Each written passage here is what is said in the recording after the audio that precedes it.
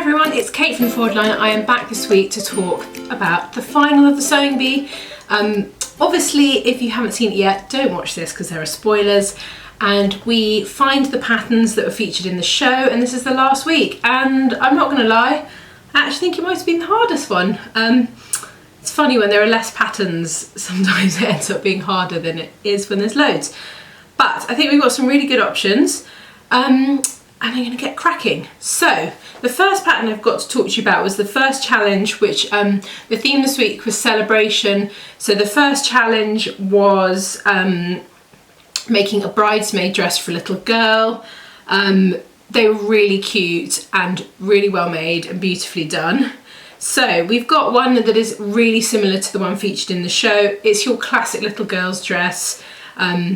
Little cap sleeves, gathered skirt, and a sash. So the pattern that we found is the McCalls 7648. This goes in ages 3 to 14. So it's got quite a good age range on this. And this one was perfect. I thought it was really similar to the ones that they had done, and it would be very, very cute if you had a load of little kind of girls in these sort of dresses. So that was the first one. Which was a great, and everyone, I thought, to be honest, they were kind of picking at straws trying to find some criticism because they were all so well done. The second challenge in the Celebrate was using old items, basic kind of, not, I'm going to say, household stuff that's left around your house to make festival outfits, which was a really fun challenge. And I could see actually I felt like for the first time in a while they were actually really enjoying themselves making them, so they made these really great outfits which were fantastic. And the final one was an evening gown which they had to make for a family member or friend, which was so nice. I love it this time because they have their friend there while they're making, and it feels really nice to have, like, especially in the final, you kind of got an ally. So patterns for this, I'm not going to lie, we definitely struggled. Suggestions, welcome, please let me know.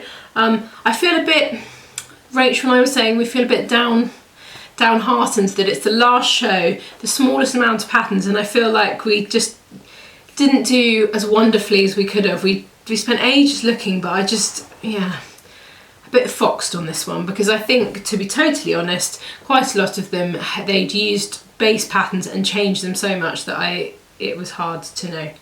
So let me get going. So the first pattern we've got is Rebecca's. I've got two pattern options for you. So this was an off the shoulder scuba dress. It had a slit up the side with a kind of ruffle, and it had, when they turned around she walked back, it had like a big go day in the back, or to kind of give it a train. So I then went on the hunt. What I found, the two options that we found are kind of good starting points. They're not perfect. If anyone knows which pattern it is, please put me out of my misery. So the first pattern I've got is the V1604. This is, I picked this one because it's got a very similar neckline. It's got that off the shoulder, it's got this big detail kind of with rivets in the back, which obviously you can leave off. It's got a tail at the, a train at the back. It doesn't have the split up side. It doesn't have the kind of ruffle. It is made in a stretch fabric, but it doesn't say a scuba on the packet. So it says a stretch crepe or something like that. So you would be able to use a scuba, I think, to make this. So that one was quite close. I think anyone who watched the programme, you'll agree it's got a very similar silhouette. If, for example, you're really into the side slit and the ruffle, we thought that the Vogue 1426 was also a really good option. Obviously the neckline is different on this, like totally different, but you could straighten it off and put kind of a panel round the front, but it had this kind of really kind of, I was going to say vajazzly, but that's not the word I mean. Kind of this quite a statement ruffle going down the side and a split up the side, which is very similar. So I think those two patterns, almost if you mix them together, you get all the features. Not perfect. Thoughts on a postcard. Next one was Raf. So his theme was, it was Kate Bush, and the dress was quite interesting. I could see obviously he'd used a base pattern and then draped a lot over it. So you had this kind of corseted overlay, lots of things going on over the front. So we kind of looked for the core base shape, and then you'd have to drape on top. So it had boning in it, it had a sweetheart neckline, and it was quite a simple skirt. It wasn't a, it was kind of, it wasn't a kind of a pencil, but it had a little bit more room in it. So the pattern that we found I think would be a really good base for this was the Butterick 6131. I picked this because it again had the sweetheart neckline, there's different skirt options, it's got princess seams, which is great for adding boning. So I think this is a really good starting point if that dress is, if you want to really try and recreate that dress.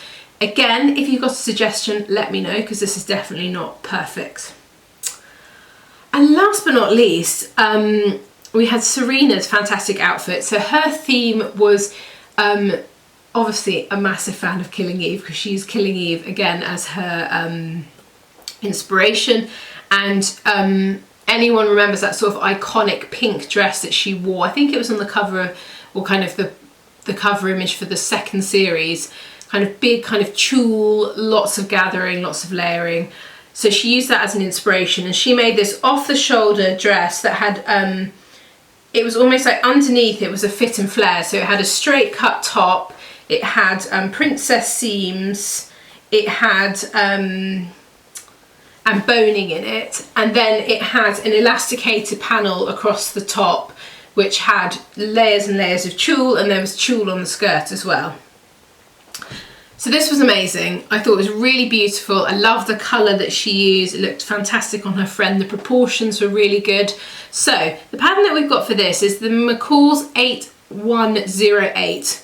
I picked this because Rachel and I actually were in disagreement, but I've gone with Rachel because I actually think, having looked again, she's right. It's got the off-the-shoulder feature. It's got the little corseted panel.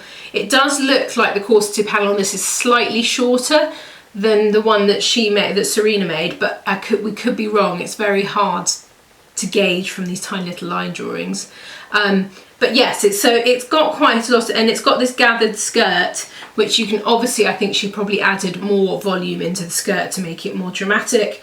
But I think this would definitely be a really good starting point, because you've got that bit. I think some of the things that's quite hard is having something that goes from your bust over around your top of your arms, and this already has that sort of built in. I know they're proper sleeves, but you could use that as a base to create this sort of the look that she did.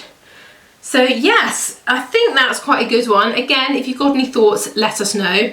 I hope you've enjoyed this series. We were so pleased that Serena won. I think she was the rightful winner, and she is super talented, and yeah, I bet she was absolutely delighted.